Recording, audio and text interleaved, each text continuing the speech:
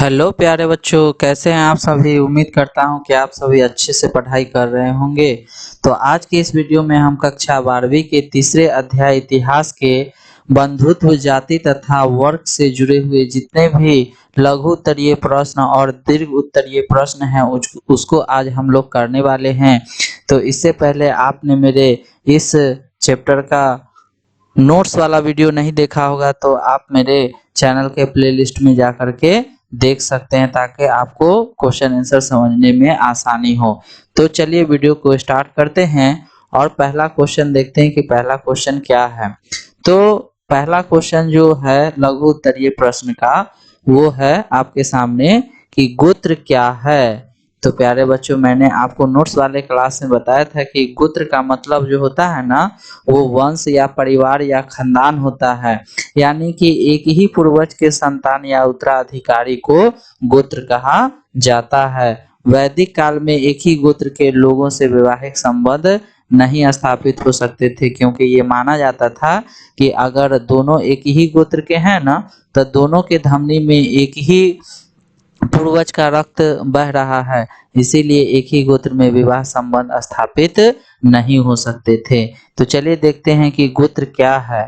तो गोत्र शब्द का अर्थ है कुल, वंश या परिवार या खानदान होता है। दूसरे शब्दों में एक ही पूर्वज की संतान या उत्तराधिकारी को एक ही गोत्र का माना जाता है। अतः वैदिक काल में एक ही गोत्र के लोगों में वैवाहिक संबंध स्थापित नहीं हो सकते थे, क्योंकि दोनों की धमनियों में एक ही पूर्वज का रक्त होता था। प्यारे बच्चों, ठीक है। चलिए अब अगला प्रश्न देखते हैं कि यज्ञ से आप क्या समझते हैं। तो प्यारे बच्चों, आप लोग जानते हैं कि यज्ञ क्या होता है। तो जो हवन कुंड अग्नि के सामने बैठकर और मंत्र का उच्चारण किया जाता है और निश्चित उद्देश्य की प्राप्ति के लिए अग्नि में जो आहुति डाला जाता है, उसी को हम लोग क्या कहते हैं, यज्ञ कहते हैं। तो चलिए देखते हैं यज्ञ से आप क्या समझते हैं। तो अग्नि के हवन कुंड के सामने तन्मयता से बैठकर मंत्र उच्चारण करना तथा किसी निश्चित उद्देश्य की प्राप्ति के लिए अग्नि में आहुतियां डालना यज्ञ कहलाता है। ठीक है। अब अगला प्रश्न है कि वर्ण से आप क्या समझते हैं। तो प्यारे बच्चों, मैंने नोट्स वाले क्लास में ये सभी टॉपिक आपको बताया है कि वर्ण से आप क्या समझते हैं। तो जो आर्य जो समाज के जो लोग थे, उन्होंने वैदिक काल में वर्ण को कार्यों के आधार पर 4 भागों में बांट दिया था। प्यारे बच्चों, उसी को हम लोग वर्ण कहते हैं। और वर्ण जो व्यवस्था था उसमें 4 वर्ण थे। उसमें थे ब्राह्मण, क्षत्रिय, वैश्य और शूद्र। ये 4 वर्ण थे, मैंने आपको बताया था। तो चलिए देखते हैं कि वर्ण से आप क्या समझते हैं। तो कार्यों के आधार पर यानी कामों के आधार पर आर्यों ने समाज को जिन 4 भागों में बांट दिया था, उन्हें ही हम लोग वर्ण कहते हैं। आर्यों में जो सबसे ऊपर था वर्ण, वो ब्राह्मण था। उसके बाद क्षत्रिय था, उसके बाद वैश्य था, और सबसे निचला जो वर्ण था जो इन तीनों का सेवा करता था, उसे शूद्र कहते हैं। तो ये ब्राह्मण, क्षत्रिय, वैश्य और ये शूद्र जो है, ये 4 वर्ण थे प्यारे बच्चों। अब अगला प्रश्न है कि पितृवंशिक व्यवस्था की विशेषता बतलाइए कि पितृक वंशिक व्यवस्था की क्या विशेषता है। तो प्यारे बच्चों, मैंने बताया था कि पितृक वंशिक व्यवस्था में क्या है कि समाज में इसमें पुरुषों को अधिक महत्व दिया गया। घर का मुखिया भी पुरुष हुआ करता था। सभी फैसले लेने का जो शक्ति होता था वो पुरुषों के हाथ ही में होता था। पिता की मृत्यु के बाद संपत्ति पर पुत्र का ही अधिकार होता था। अगर पुत्र न हो तो उसके भाई या फिर उसके जो सखी संबंधी है, उसका उसका उत्तराधिकारी होता था। और कुछ ऐसे विशेष परिस्थिति में सत्ता जो है स्त्रियों के हाथ में जा सकता था। तो यही सब पैतृक वंशिक व्यवस्था की विशेषता है। तो चलिए एक एक करके हम लोग देखते हैं कि पितृक वंशिक व्यवस्था की क्या विशेषता है।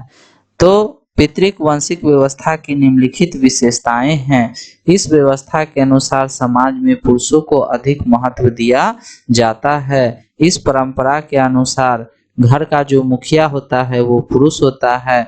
सभी मुख्य फैसले लेने की शक्ति पुरुष के पास होती है। पिता की मृत्यु के बाद संपत्ति पर पुत्र का अधिकार होता है। पुत्र न होने की स्थिति में भाई या बंधु को उत्तराधिकारी बनाया जाता है। कुछ विशेष परिस्थिति में सत्ता स्त्रियों को दी जाती है। तो ये सब पितृक वंशिक व्यवस्था की विशेषताएं हैं प्यारे बच्चों। चलिए अब पांचवा प्रश्न देखते हैं कि अश्वमेध यज्ञ क्या था। अश्वमेध यज्ञ क्या था? तो प्यारे बच्चों मैंने बताया था कि अश्वमेध यज्ञ जो किया जाता था वो राजा करवाता था शाही संप्रभुता के लिए।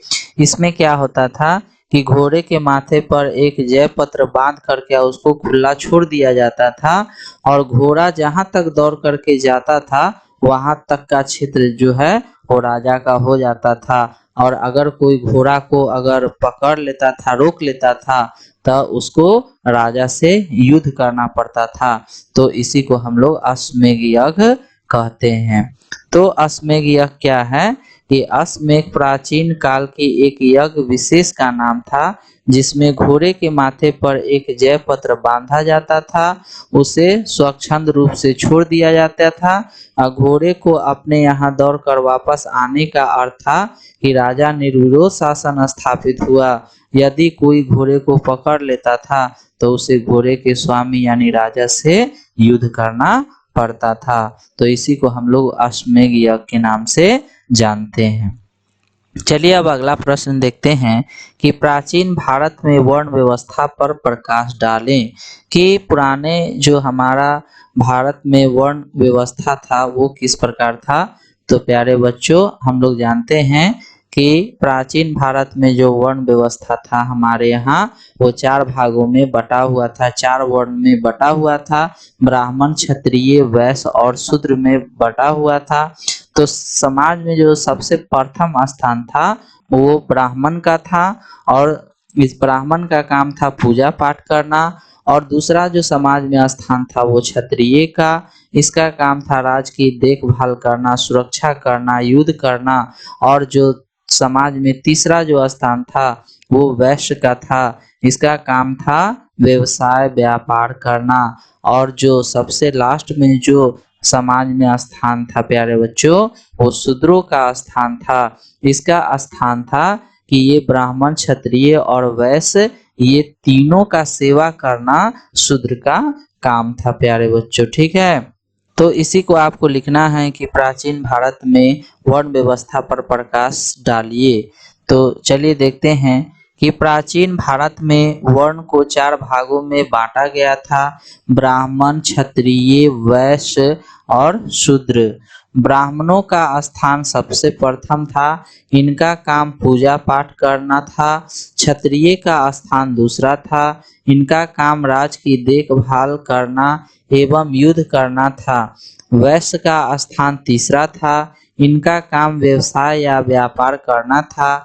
जबकि शूद्रों का स्थान सबसे नीचा था और इनका काम था कि ब्राह्मण, क्षत्रिय और वैश्य की सेवा करना तथा समाज में इनकी स्थिति बहुत ही दयनीय और निम्न थी।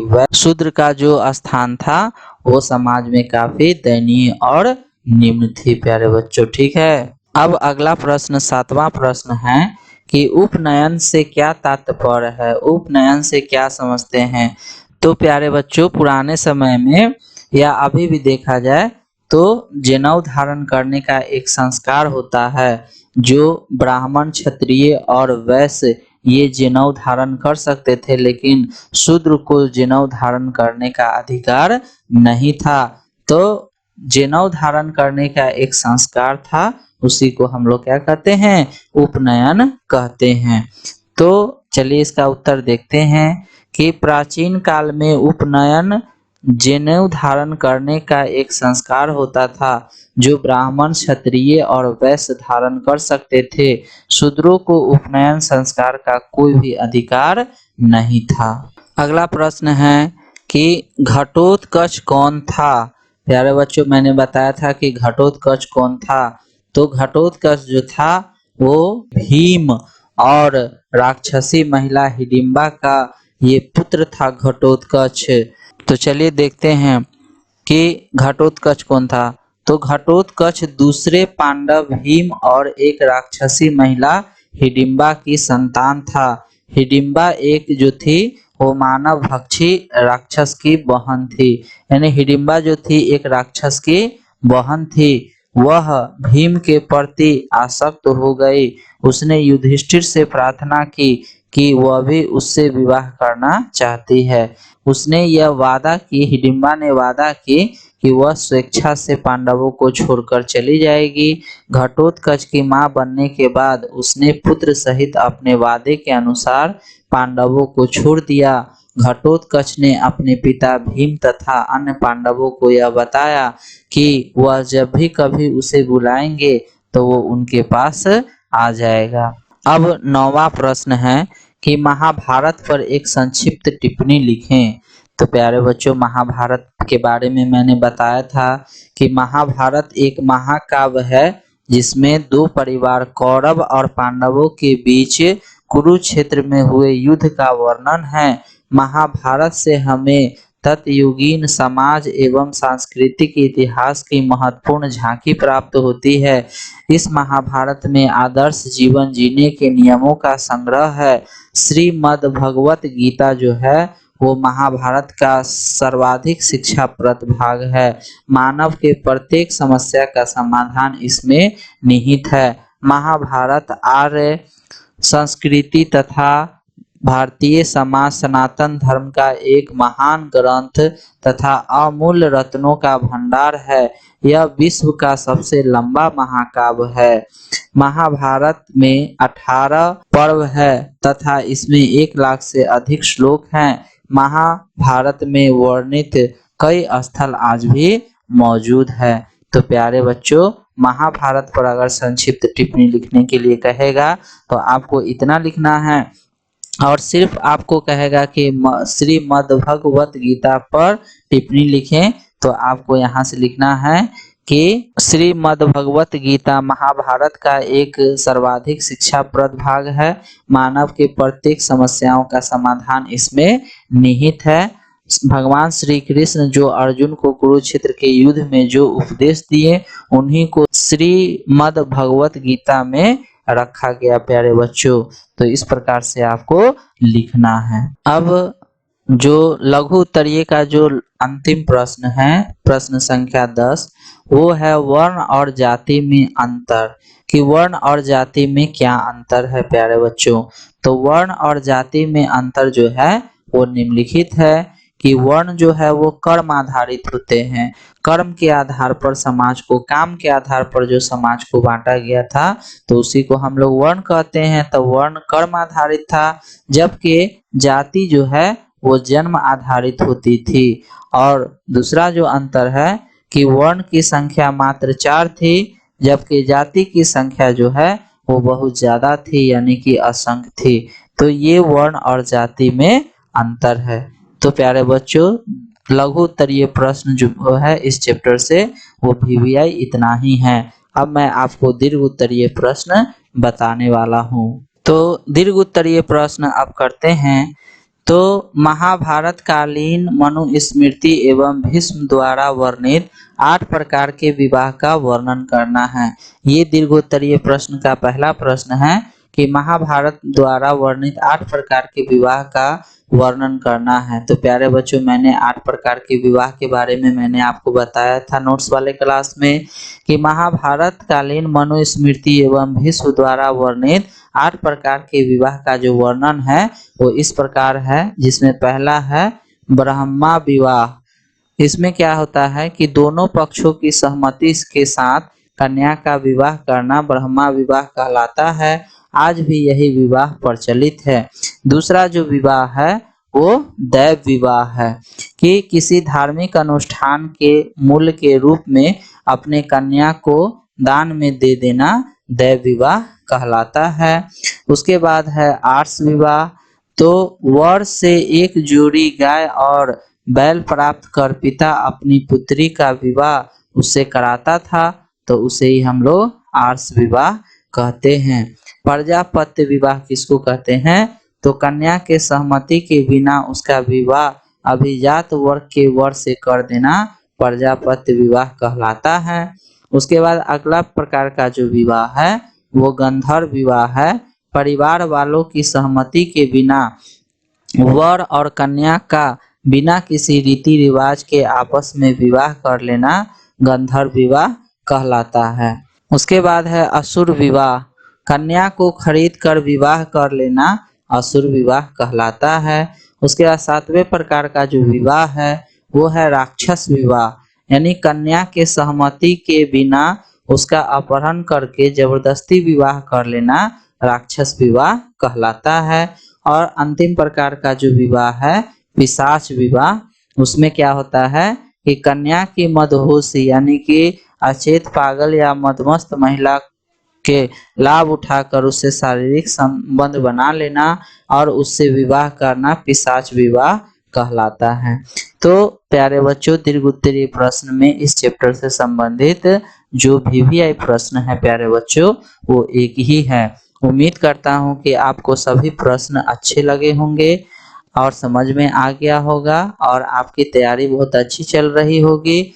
और प्यारे बच्चों, आपको ये सब वीडियो अगर अच्छा लग रहा होगा तो प्लीज़ इसे लाइक करें, शेयर करें दोस्तों के साथ और चैनल को सब्सक्राइब करें, क्योंकि मैं आपको हिस्ट्री कक्षा 12वीं का वो चैप्टर वाइज पढ़ा रहा हूँ। तो आज के वीडियो में बस इतना ही। अब मिलते हैं अगले वीडियो में, तब तक के लिए धन्यवाद।